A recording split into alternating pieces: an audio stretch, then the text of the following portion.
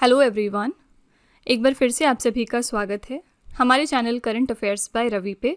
और ये है हमारी डेली करंट अफेयर्स की सीरीज़ जिसमें हम हर दिन टॉप 12 करंट अफेयर्स को कवर करते हैं। तो आज के सेशन में हम 23 सितंबर 2025 के इंपॉर्टेंट करंट अफेयर्स को देखने वाले हैं। फ्रेंड्स, ये सारे क्वेश्चंस आपके लिए सेलेक्टेड ही लिए जाते हैं। अगर आप किसी भी वनडे एग्जाम की तैयारी कर रहे हैं तो आपके लिए ये सेशन बहुत ज़्यादा हेल्पफुल रहने वाला है। पहली बार अगर आप इस चैनल पे आए हैं तो मैं आपसे ज़रूर रिक्वेस्ट करूँगी कि आप एटलीस्ट 15 दिन हमारी इस सीरीज़ को फॉलो करके देखें। फिर आप देखेंगे कि जो करंट अफेयर्स का आपका पोर्शन है उसकी जो तैयारी है वो और ज़्यादा आपकी मजबूत हो जाएगी। और फिर जो भी आप मॉक टेस्ट देंगे या जो भी आपके आने वाले एग्जाम्स हैं उसमें करंट अफेयर्स में आप बहुत अच्छा स्कोर कर सकते हैं। हमारी सेशंस की खासियत ये है कि हम ना सिर्फ उस दिन के करंट अफेयर्स करते हैं बल्कि हम पुराना भी बहुत कुछ रिवाइज करते हैं। ठीक है, तो आइए स्टार्ट करते हैं अपना धमाकेदार सेशन।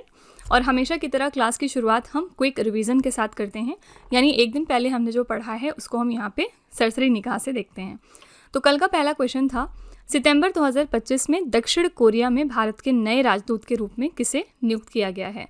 तो साउथ कोरिया में भारत की तरफ से नए राजदूत अपॉइंट हुए हैं गौरंग लाल दास। ठीक है, दक्षिण कोरिया की कैपिटल क्या है? सियोल। ठीक है, किस देश की एस्ट्रोस्केल कंपनी ने ISSA J1 कक्षीय मलबा निगरानी उपग्रह को 2027 में भारत के PSLV रॉकेट से प्रक्षेपित करने की घोषणा की है?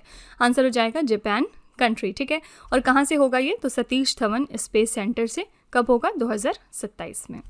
अंतर्राष्ट्रीय समुद्री तल प्राधिकरण ने किस देश को पॉलीमेटलाइक सल्फाइड अन्वेषण के लिए दुनिया का पहला लाइसेंस दिया है? तो इसको एक्सप्लोर करने के लिए दुनिया का पहला लाइसेंस मिल गया है भारत को। और यहाँ पे अंतर्राष्ट्रीय समुद्री तल प्राधिकरण की बात करेंगे तो इसका हेडक्वार्टर कहाँ पर है? इसका हेडक्वार्टर है किंगस्टन में, यानी जमाइका कंट्री में। ठीक है, अंतर्राष्ट्रीय शांति दिवस, विश्व शांति दिवस 2025 हमने कब मनाया? तो 21 सितंबर को मनाया गया है। थीम क्या रखी गई थी? एक शांतिपूर्ण दुनिया के लिए अभी कार्य करें। ठीक है, इसको कौन सेलिब्रेट करता है, यानी इसको किसने कहा था कि हम 21 सितंबर को मनाएंगे? तो यूनाइटेड नेशंस जनरल असेंबली ने।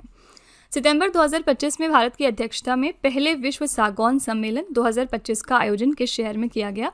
आंसर हो जाएगा कोची। और इस इवेंट के लिए थीम क्या रखी गई थी? वैश्विक सागौन क्षेत्र का सतत विकास, भविष्य के बाजार और पर्यावरण के अनुरूप। कब से कब तक ये आयोजित हुआ है? तो 17 से लेकर 20 सितंबर तक। सितंबर 2025 में भारतीय रेलवे ने महाराष्ट्र के अहमदनगर रेलवे स्टेशन का बदलकर नया नाम क्या कर दिया है? तो इसका नया नाम हो गया है Ahilyanagar railway station. Women FIDE master का खिताब जीतने वाली बिहार की पहली महिला फिडे मास्टर कौन बन गई हैं? ये है मरियम फातिमा। ये बिलोंग करती हैं बिहार के मुजफ्फरपुर को। ठीक है, सितंबर 2025 में भारतीय सेना के प्रथम बख्तरबंद डिवीजन द्वारा जल शक्ति अभ्यास का आयोजन किस राज्य में किया गया? इसको ऑर्गेनाइज किया गया था पंजाब के पटियाला में। महिला स्वयं सहायता समूह सदस्यों को पहचान पत्र जारी करने वाला भारत का पहला राज्य कौन सा बन गया है? तो ये बन गया है तमिलनाडु। इसके लिए इन्होंने 3500 करोड़ रुपए का लोन जारी किया है। सितंबर 2025 में सऊदी अरब ने किस देश के साथ नाटो आधारित किसी एक देश पर हमला, यानी दोनों देशों पर हमला, परस्पर रक्षा समझौते पर हस्ताक्षर किए हैं? तो सऊदी और पाकिस्तान ने मिलकर ये एग्रीमेंट किया है। और यहाँ पे नाटो की बात करेंगे तो इसका हेडक्वार्टर है ब्रुसेल्स में। और ब्रुसेल्स कहाँ पर है? तो ये बेल्जियम कंट्री में है। सितंबर 2025 में किन दो देशों ने उन्नत परमाणु ऊर्जा के लिए अटलांटिक साझेदारी नामक एक समझौते की घोषणा की है? ये दो कंट्रीज हैं, अमेरिका और ब्रिटेन। भारत और संयुक्त राष्ट्र खाद्य तथा कृषि संगठन ने कहाँ पर विश्व स्तरीय ब्लू पोर्ट्स के निर्माण के लिए समझौता किया? तो ये 3 जगह बनेंगे। पहला है वनाकबारा द्वीप में, जहाऊ गुजरात में, और काराइकल पुडुचेरी में। ठीक है, और FAO यानी खाद्य तथा कृषि संगठन की बात करेंगे तो इसका हेडक्वार्टर्स कहाँ पर है? रोम, इटली में। ओके, तो ये हमारे कल के मोस्ट इंपॉर्टेंट 12 करंट अफेयर्स थे जिनके बारे में हमने कल बहुत डिटेल में चर्चा की थी। अगर आप और इसको अच्छे तरीके से समझना चाहते हैं, हर क्वेश्चन को डिटेल में जाना चाहते हैं इसके, तो आप हमारा कल का करंट अफेयर्स जो है वो रेफर कर सकते हैं। ठीक है, चलिए अब आज का हम अपना सेशन शुरू करते हैं पहले क्वेश्चन के साथ। पहला क्वेश्चन है यहाँ पे, भारत तिब्बत सीमा पुलिस यानी ITBP Indo Tibetan border police, इसके नए महानिदेशक के रूप में किसे नियुक्त किया गया है? Very important question. तो इंडो तिब्बतन बॉर्डर पुलिस के नए डायरेक्टर जनरल बन गए हैं मिस्टर प्रवीण कुमार। ठीक है, चलिए इनके बारे में थोड़ी सी बात करते हैं। भारत तिब्बत सीमा पुलिस के नए महानिदेशक के रूप में प्रवीण कुमार को नियुक्त किया गया। आपको याद रखना है कि ये किसको रिप्लेस कर रहे हैं? तो ये राहुल रसगोत्रा को रिप्लेस कर रहे हैं। तो वो 30 सितंबर 2025 को सेवानिवृत्त हो रहे आईपीएस अधिकारी राहुल रसगोत्रा के स्थान पर पदभार ग्रहण करेंगे। ठीक है, आईटीबीपी की बात करेंगे तो इसकी स्थापना हुई थी 4 अक्टूबर 1962 को।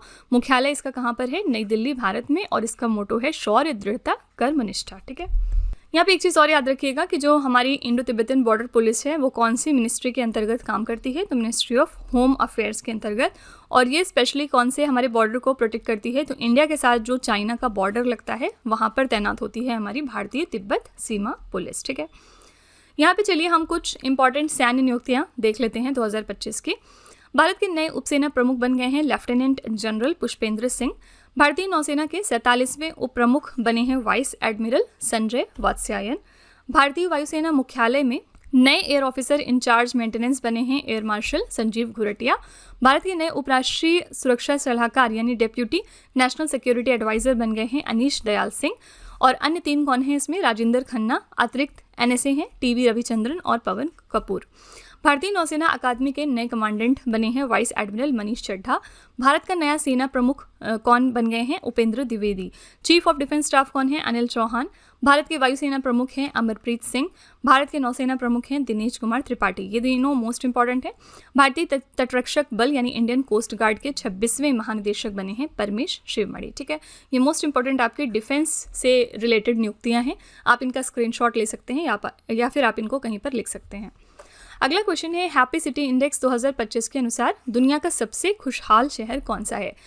यहाँ पे हैप्पी सिटी इंडेक्स की अगर हम बात करें तो इसमें सबसे ज़्यादा खुशहाल शहर साबित हुआ है डेनमार्क का कोपेनहेगन। ठीक है, तो हैप्पी सिटी इंडेक्स 2025 के अनुसार कोपेनहेगन जो कि डेनमार्क में है इसको दुनिया का सबसे खुशहाल शहर माना गया, जिसका कुल स्कोर जो है वो 1039 है। ठीक है, ये index institute for quality of life द्वारा तैयार किया जाता है, जिसमें 82 मानदंडों के आधार पर 200 शहरों की रैंकिंग करी जाती है। इस रिपोर्ट में कोई भी भारतीय शहर टॉप रैंकिंग में शामिल नहीं है। ये हमारे लिए इंपॉर्टेंट बात है कि इंडिया की तरफ से इसमें कोई भी सिटी इन्वॉल्व नहीं थी इसकी रैंकिंग में। ठीक है, टॉप 3 खुशहाल शहर कौन कौन से थे 2025 के लिए? पहले पे था कोपेनहेगन, डेनमार्क का शहर है जो कि। दूसरे पे था ज्यूरिख, ये स्विट्जरलैंड का शहर है। और तीसरे पे है सिंगापुर। ठीक है, इसको याद रखने की आपको जरूरत नहीं है, ये सिर्फ नॉलेज के लिए है।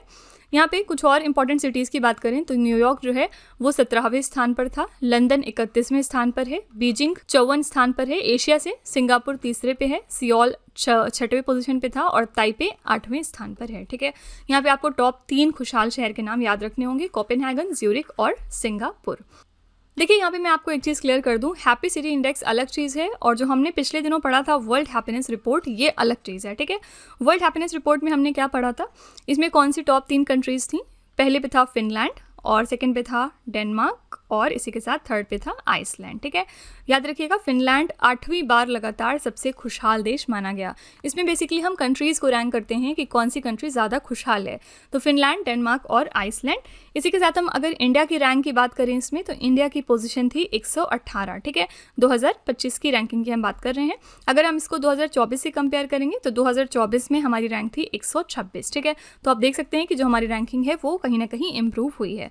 तो आपको बस ये याद रखना है कि हैप्पी सिटी इंडेक्स अलग चीज़ है और वर्ल्ड हैप्पीनेस रिपोर्ट जो है वो अलग चीज़ है। ओके, अगला क्वेश्चन है, किस राज्य सरकार ने कला, विज्ञान और वाणिज्य संकायों के बेरोजगार स्नातकों के लिए निश्चय एवं सहायता भत्ता योजना शुरू की है?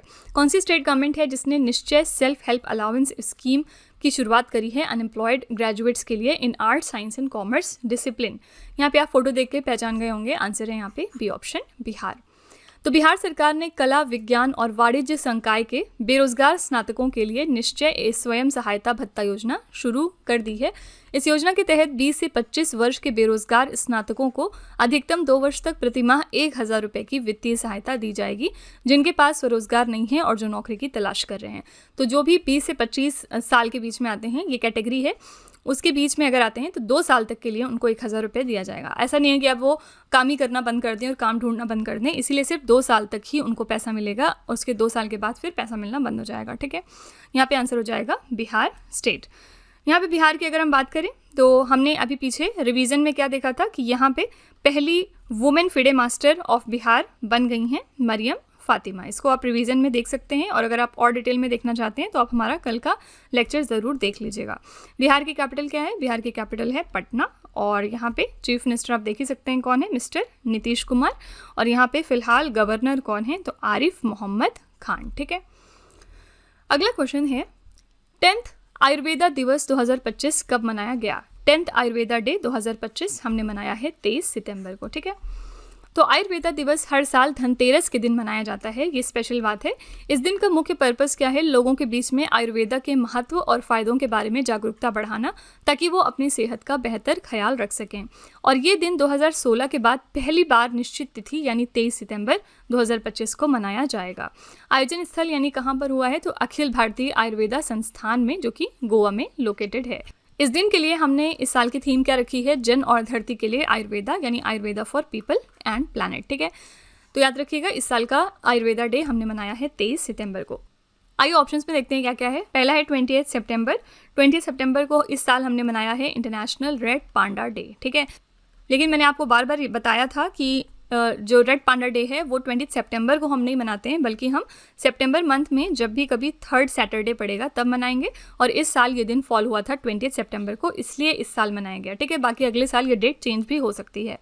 22 सितंबर को हम क्या मनाते हैं, राइनो डे। ठीक है, वर्ल्ड राइनो डे मनाते हैं, राइनोज के बारे में हम बात करते हैं इस दिन। और 21 सितंबर को हम मनाते हैं इंटरनेशनल डे ऑफ पीस। ठीक है, पीस के बारे में हम बात करते हैं इस दिन। अगला क्वेश्चन है केंद्रीय औद्योगिक सुरक्षा बल यानी CISF, central industrial security force, इसके नए महानिदेशक के रूप में किसे नियुक्त किया जाएगा। तो CISF के नए डायरेक्टर जनरल बन गए हैं मिस्टर प्रवीर रंजन। केंद्रीय औद्योगिक सुरक्षा बल के नए महानिदेशक के रूप में प्रवीर रंजन को नियुक्त किया जाएगा। और प्रवीर रंजन जो हैं वो राजविंदर सिंह भाटी की सेवानिवृत्ति के बाद इस पद को संभाल रहे हैं। उनका कार्यकाल 31 जुलाई 2029 तक रहने वाला है। ठीक है, CISF की बात करेंगे तो इसकी स्थापना हुई थी 10 मार्च 1969 को। स्थापना दिवस इसका 10 मार्च को मनाया जाता है इसीलिए। और मुख्यालय इसका है नई दिल्ली भारत में। और मोटो इसका क्या है, संरक्षण एवं सुरक्षा। ठीक है, याद रखिएगा CISF जो है वो भी काम करता है under ministry of home affairs. ठीक है, और CISF पिछले दिनों न्यूज़ में था क्योंकि इन्होंने पहली बार एक ऑल वुमेन कमांडो यूनिट को तैयार किया है, जिसमें सिर्फ वुमेन हैं और टोटल इसमें 30 फीमेल्स को शामिल किया है। ठीक है, तो इस वजह से थोड़ा सा CISF न्यूज़ में था। अगला क्वेश्चन है ग्लोबल डिजिटल नोमैड रिपोर्ट 2025 में भारत को कौन सा स्थान मिला है। इंडिया की क्या पोजीशन है ग्लोबल डिजिटल नोमैड रिपोर्ट में, आंसर हो जाएगा 38। ठीक है, तो ग्लोबल डिजिटल नोमैड रिपोर्ट 2025 के अनुसार ये रिपोर्ट 64 देशों का विश्लेषण करती है। भारत इस रिपोर्ट में कुल 64 देशों में से 38वें स्थान पर है और हमारा स्कोर था 84.85। ठीक है, भारत अर्थशास्त्र सूचकांक में पहले स्थान पर है। नागरिकता और गतिशीलता सूचकांक में भारत 5वें स्थान पर है, लेकिन कर अनुकूलन में 52वां स्थान है हमारा। और जीवन गुणवत्ता सूचकांक में 39वां है। साथ ही प्रौद्योगिकी एवं नवाचार में हम 45वें पोजीशन पे थे। और इन सभी रैंकिंग में हम उतने प्रभावशाली नहीं साबित हुए। ठीक है, तो ये अलग अलग रैंकिंग आपसे नहीं पूछी जाएगी एग्जाम में, सिर्फ आपको ओरिजिनल जो हमारी रैंकिंग है 38वीं वो ज़रूर याद रखनी है। टॉप 3 देश कौन से थे, फर्स्ट है स्पेन, सेकंड है नीदरलैंड और थर्ड है Uruguay. Global digital nomad report को कौन जारी करता है, तो वैश्विक नागरिक समाधान। ठीक है, तो यहाँ पे 2 बातें याद रखिएगा, हमारी रैंक है 38 और टॉप 3 कंट्रीज थी स्पेन, नीदरलैंड और साथ ही उरुग्वे। यहाँ पे हमने बात करी रैंक्स और इंडिसेस के क्वेश्चन की, तो चलिए इसी के साथ हम कुछ 2025 के महत्वपूर्ण सूचकांक को रिवाइज कर लेते हैं। पहला है वैश्विक लैंगिक अंतर रिपोर्ट 2025। इसमें हमारी पोजीशन थी 131 और पहले पोजीशन पे था आइसलैंड। विश्व खुशहाली रिपोर्ट 2025 की बात करेंगे तो ये पीछे मैंने आपको ऑलरेडी बताया, हमारी जो पोजीशन है वो 118 है और इसमें पहले स्थान पर कौन सी कंट्री थी, तो ये फिनलैंड है। विश्व प्रेस स्वतंत्रता सूचकांक 2025 की बात करेंगे तो हमारी पोजीशन है 151 और पहले स्थान पे था नॉर्वे। प्रमुख बंदरगाहों के बीच कार्गो हैंडलिंग में शीर्ष स्थान रहा पारादीप बंदरगाह का, जो कि ओडिशा में है। भारतीय रेलवे स्टेशनों और सेवा भवनों में सौर ऊर्जा स्थापना में शीर्ष राज्य साबित हुआ राजस्थान। विश्व भविष्य कौशल सूचकांक में हमारी रैंक है 25 और पहले स्थान पे है अमेरिका। वैश्विक आतंकवाद सूचकांक में हम 14 स्थान पर हैं और पहले पोजीशन पे है Burkina Faso. Global fire power index में हमारी रैंक है 4थी और पहले स्थान पर है संयुक्त राज्य अमेरिका। भ्रष्टाचार धारणा सूचकांक में हम 96 पोजीशन पे हैं और पहले स्थान पर है इसमें डेनमार्क। जलवायु परिवर्तन प्रदर्शन सूचकांक में हमारी रैंक है 10 और शीर्ष पे कौन सा देश है, तो ये है डेनमार्क। ठीक है, ये मोस्ट इंपॉर्टेंट सूचकांक की लिस्ट है जो आपसे एग्जाम में पूछी जा सकती है। इनको आप ज़रूर कहीं पे लिख लीजिएगा या फिर आप इसको याद कर लीजिएगा। अगला क्वेश्चन है सितंबर 2025 में शून्य मातृ मृत्यु दर प्राप्त करने वाला भारत का पहला केंद्र शासित प्रदेश कौन सा बन गया है। कौन सी इंडियन यूनियन टेरिटरी है जिसने कि अचीव कर लिया है 0 मैटरनल मोर्टेलिटी रेट? आंसर हो जाएगा सी ऑप्शन यहाँ पे पुडुचेरी। तो पुडुचेरी 0 मातृ मृत्यु दर का लक्ष्य प्राप्त करने वाला भारत का पहला केंद्र शासित प्रदेश बन गया है।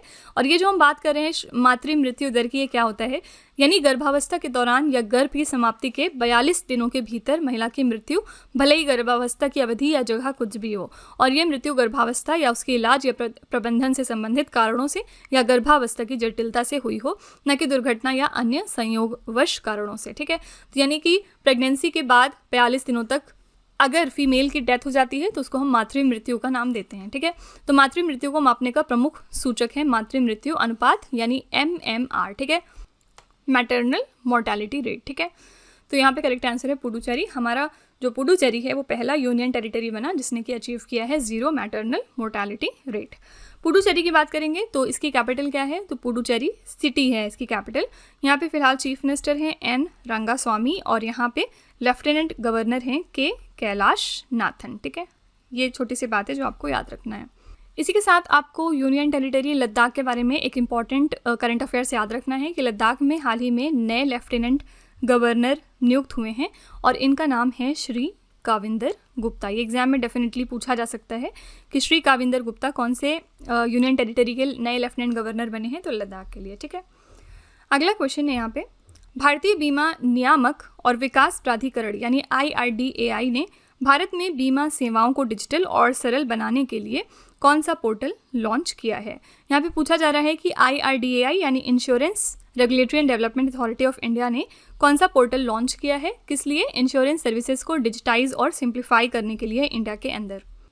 आंसर हो जाएगा आपका डी ऑप्शन, बीमा सुगम। ठीक है, तो भारतीय बीमा नियामक और विकास प्राधिकरण ने भारत में बीमा सेवाओं को डिजिटल और सरल बनाने के लिए बीमा सुगम नाम का पोर्टल लॉन्च किया है। ये पोर्टल सभी बीमा उत्पादों के लिए एक ही डिजिटल मंच जो ग्राहकों, बीमाकर्ताओं और एजेंटों को जोड़ता है। ठीक है, तो इस पोर्टल का नाम है बीमा सुगम। IRDAI का हेडक्वार्टर कहाँ पे लोकेटेड है? हैदराबाद में, जो कि तेलंगाना में है। और इसके करंट में चेयरमैन कौन है? मिस्टर अजय सेठ। इनका नाम आपको याद रखना है। अगला क्वेश्चन है, अंतर्राष्ट्रीय लोकतंत्र दिवस पर democracies heartland inside the battle for power in south Asia नाम की पुस्तक का विमोचन किया गया। इस पुस्तक के लेखक कौन है? तो जो इंटरनेशनल डे ऑफ डेमोक्रेसी हमने हाल ही में सेलिब्रेट किया है, उस दिन एक बुक रिलीज़ की गई जिसका नाम है डेमोक्रेसीज हार्टलैंड। आपको बताना है कि इस बुक को किसने लिखा है। आंसर हो जाएगा SY कुरैशी। भारत के पूर्व मुख्य चुनाव आयुक्त हैं डॉक्टर SY कुरैशी। इन्होंने अंतर्राष्ट्रीय लोकतंत्र दिवस के अवसर पर नई दिल्ली में अपनी नवीनतम पुस्तक जिसका नाम है डेमोक्रेसी हार्टलैंड, इसका विमोचन किया है। जगरनॉट बुक्स द्वारा प्रकाशित ये पुस्तक दक्षिण एशिया में लोकतंत्र के लचीलेपन, चुनौतियों और विकासशील प्रकृति का अन्वेषण करती है। ओके, तो इसको लिखा है SY कुरैशी ने। इसी के साथ हमने कब सेलिब्रेट किया है अंतर्राष्ट्रीय लोकतंत्र दिवस? तो 15 सितंबर को सेलिब्रेट किया। आपको बताना है कि इस दिन के लिए हमने इस साल थीम क्या रखी है। अगला क्वेश्चन है, mega engineering and infrastructures limited Bharat का पहला निजी क्षेत्र का रणनीतिक पेट्रोलियम भंडार कहां पर स्थापित करेगी? तो mega engineering and infrastructures limited India का पहला private sector strategic petroleum reserve establish करने वाले हैं। आंसर है पादुर, कर्नाटका में। ठीक है, तो मेगा इंजीनियरिंग देश का पहला निजी रणनीतिक पेट्रोलियम भंडार के निर्माण और प्रबंधन के लिए अनुबंध हासिल कर लिया है इन्होंने। ये परियोजना कर्नाटक के पादुर में स्थापित की जाएगी और ये रणनीतिक पेट्रोलियम भंडार 2.5 मिलियन मीट्रिक टन क्षमता वाला होगा जिसकी लागत 5700 करोड़ रुपए है। ठीक है, ये अनुबंध सरकारी company Indian strategic petroleum reserves limited द्वारा दिया गया है। ओके, तो ये कहाँ पे स्टैब्लिश होगा? आंसर है पदूर, कर्नाटका स्टेट में। अगला क्वेश्चन है, सितंबर 2025 में किस राज्य सरकार ने सभी नगर पालिका परिषदों और नगर पंचायतों में उद्यान विकसित करने के लिए नमो उद्यान नामक पहल शुरू करी है? तो कौन सी स्टेट गवर्नमेंट है जिसने कि नमो उद्यान इनिशिएटिव को लॉन्च किया है, जिससे कि जो भी स्टेट में म्युनिसिपल काउंसिल्स या नगर पंचायत हैं वहाँ पर गार्डन्स को डेवलप किया जाए? आंसर हो जाएगा ए ऑप्शन, महाराष्ट्र। नमो उद्यान नाम की जो पहल है, इस योजना को प्रधानमंत्री मोदी जी ने अपने 75वें जन्मदिन के उपलक्ष्य में शुरू किया है। महाराष्ट्र के उप मुख्यमंत्री एकनाथ शिंदे ने इस पहल की घोषणा की। योजना के तहत प्रत्येक नगर पालिका परिषद और नगर पंचायत को पार्क विकसित करने के लिए 1 करोड़ रुपए प्रदान किए जाएंगे। इस योजना से महाराष्ट्र राज्य की 394 नगर पालिकाओं और नगर पंचायतों को लाभ होने वाला है। ठीक है, तो ये जो योजना है ये महाराष्ट्र की है। महाराष्ट्र के बारे में आपको याद रखना है कि यहाँ पे अभी तक गवर्नर कौन थे, मिस्टर सीपी राधाकृष्णन, लेकिन क्योंकि अब ये बन गए हैं हमारे 15 नंबर के वाइस प्रेसिडेंट और इसलिए जो गवर्नर की पोस्ट थी वो खाली हो गई थी महाराष्ट्र स्टेट में, इसलिए एक्टिंग गवर्नर यहाँ पर अब बना दिया गया है आचार्य देवव्रत को। ठीक है, आचार्य देवव्रत कौन है, ये गुजरात के ऑलरेडी गवर्नर हैं, तो ये फिलहाल जो गवर्नर का पद है महाराष्ट्र स्टेट का वो संभाल रहे हैं। और महाराष्ट्र की कैपिटल क्या है, तो मुंबई है। और यहाँ पे प्रेजेंट में चीफ मिनिस्टर कौन है, ये हैं देवेंद्र फडणवीस। देवेंद्र फडणवीस कौन सी पार्टी के हैं, तो ये बीजेपी से बिलोंग करते हैं। अगला क्वेश्चन है, T20 अंतर्राष्ट्रीय क्रिकेट में 100 विकेट लेने वाले पहले भारतीय कौन बन गए हैं? कौन फर्स्ट इंडियन है जिन्होंने 100 विकेट्स लिया है T20 इंटरनेशनल क्रिकेट में? इनका नाम है अर्शदीप सिंह। तो अर्शदीप सिंह ने 19 सितंबर को ओमान के खिलाफ एशिया कप मैच में अपना 100वां विकेट लिया, इसी के साथ ये उपलब्धि हासिल कर ली। वो 64 मैचों में ये उपलब्धि हासिल करने वाले पहले भारतीय गेंदबाज बन गए हैं। ठीक है, तो अर्शदीप सिंह की बात करेंगे यहाँ पे, तो डेब्यू इनका हुआ था जुलाई 2022 में इंग्लैंड के खिलाफ और इनका 100वां विकेट इन्होंने लिया है विनायक शुक्ला के अगेंस्ट ओमान में, जहाँ पे एशिया कप 2025 खेला जा रहा था। और इनका कुल मैच यानी इन्होंने कितने मैच खेले हैं 100 विकेट लेने के लिए, तो 64 मैचों में इन्होंने 100 विकेट हासिल किया। करियर औसत इनका कितना है, 18.37। ठीक है, अर्शदीप सिंह जो है वो फर्स्ट इंडियन बन गए जिन्होंने 100 विकेट्स लिया है in the T20 international cricket. इसी के साथ आईसीसी के बारे में एक इंपॉर्टेंट फैक्ट याद रखिएगा कि आईसीसी ने अगस्त मंथ के लिए men's player of the month बनाया है मोहम्मद सिराज को, ये इंडिया से हैं। ठीक है, और इसी के साथ उन्होंने women's player of the month अगस्त के लिए बनाया है ऑर्ला प्रेंडरगास्ट को, और ये कौन सी कंट्री से खेलती हैं, आयरलैंड को बिलोंग करती हैं। ओके, तो ये हो गया मोस्ट इंपॉर्टेंट करंट अफेयर्स हमारा आज का। इसी के साथ फ्रेंड्स हमारा सेशन यहाँ पे कंप्लीट होता है और लास्ट में हमेशा की तरह आपके लिए एक छोटा सा हम यहाँ पे टेस्ट रखते हैं ताकि आप खुद को एनालाइज कर सकें, आप देख सकें कि आपने कितना पढ़ा है, कितना समझा है। आज का पहला क्वेश्चन है आपके लिए, सितंबर 2025 में शून्य मातृ मृत्यु दर प्राप्त करने वाला भारत का पहला केंद्र शासित प्रदेश कौन सा बना? दूसरा क्वेश्चन है, भारत तिब्बत सीमा पुलिस के नए महानिदेशक के रूप में किसे नियुक्त किया जाएगा? और तीसरा क्वेश्चन है, ग्लोबल डिजिटल नोमैड रिपोर्ट 2025 में भारत को कौन सा स्थान मिला है?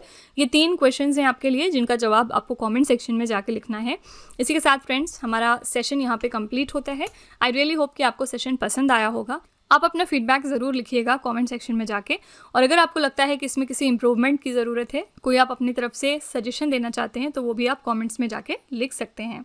तो इसी तरह के बेस्ट क्वालिटी कंटेंट और अच्छी प्रिपरेशन के लिए हमारे चैनल के साथ जुड़े रहिए। मिलते हैं अगले लेक्चर में एक और इम्पॉर्टेंट टॉपिक के साथ। Till then stay tuned. Thank you so much for watching. Also don't forget to like, share and subscribe our channel. Thank you so much. यहाँ पे मैं आपको एक छोटी सी इन्फॉर्मेशन देना चाहती हूँ। इन केस अगर आप इंग्लिश मीडियम को प्रेफर करते हैं, यानी कि अगर आप करंट अफेयर्स और जीएस की क्लासेस इंग्लिश मीडियम में करना चाहते हैं, तो आप हमारे चैनल रवि अदिति क्लासेस को ज़रूर सब्सक्राइब करिए। यहाँ पे आपको best quality content English medium में मिल जाएगा, जिसमें पढ़ाने का जो माध्यम है वो बाइलिंगुअल होगा। इसके अलावा अगर आपको बुक्स चाहिए प्रिंटेड फॉर्मेट में, तो आप हमारी वेबसाइट www.raviaditipublication.com को विजिट कर सकते हैं।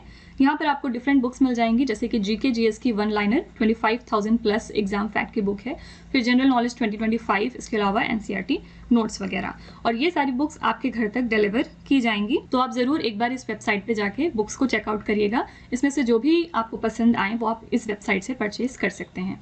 आप में से अगर कोई इंटरेस्टेड है ई बुक परचेज करने में, तो उसके लिए हमारी वेबसाइट है www.ravibookspdf.com। ये जो बुक्स हैं ये आपको ईमेल के थ्रू इंस्टेंटली डिलीवर की जाएंगी। यहाँ पर आप देख सकते हैं कि करंट अफेयर्स की हिंदी मीडियम बुक अवेलेबल है, जिसमें कि लास्ट 5 मंथ के करंट अफेयर्स होंगे, और इसके साथ साथ यहाँ पे ईयरली बुक और मंथली बुक भी होगी। रवि सर की 11,000 प्लस जीके जीएस की बुक है, जिसमें प्रीवियस ईयर क्वेश्चंस हैं हिंदी मीडियम में। तो आप एक बार इनको भी चेकआउट करिएगा इस वेबसाइट पे जाके, और जो भी आपको पसंद होंगी वो आप वेबसाइट से परचेज कर सकते हैं। साथ ही हमारा मोबाइल एप्लीकेशन भी है, ये है रवि स्टडी ऐप। आप इसको भी इंस्टॉल कर सकते हैं अपने फ़ोन में। यहाँ पर आपको बहुत सारे फीचर्स मिलेंगे, जैसे कि 25,000 प्लस जीएस की टेस्ट सीरीज अवेलेबल है, फ्री पीडीएफ यहाँ से आपको डाउनलोड करने का ऑप्शन दिया जाएगा, करंट अफेयर्स के नोट्स अवेलेबल हैं, यूट्यूब वीडियो नोट्स भी होंगे। इन सब चीज़ों के साथ साथ ई बुक्स हैं, जीएस नोट्स हैं, करंट अफेयर्स की टेस्ट सीरीज़ है, और जीके और करंट अफेयर्स का विजेता बैच भी यहाँ पर क्रिएट किया गया है। तो आप इसको भी अपने फ़ोन में इंस्टॉल कर सकते हैं और इन सभी चीज़ों का फ़ायदा उठा सकते हैं। और सारी वीडियोस एंड ई बुक से रिलेटेड जो भी इन्फॉर्मेशन या अपडेट होगी वो आपको मिलेगी हमारे Telegram channel current affairs by Ravi पे। तो इसको भी आप ज़रूर ज्वाइन कर लीजिएगा, जिससे कि आप अपडेटेड रहें हमारे सारे न्यू लॉन्चेस और बुक्स से।